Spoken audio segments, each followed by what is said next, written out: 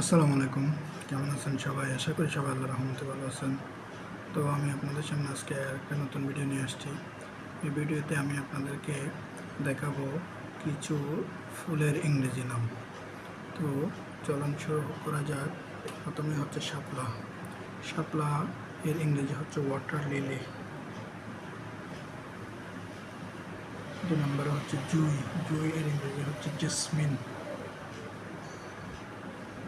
3 নম্বর হচ্ছে গাঁদা। গাঁদা এর ইংরেজি হচ্ছে মেরিগোল্ড। 4 নম্বর হচ্ছে গোলাপ। গোলাপ ইংরেজি হচ্ছে রোজ। গোলাপের ইংরেজি কিন্তু আমরা সবাই জানি।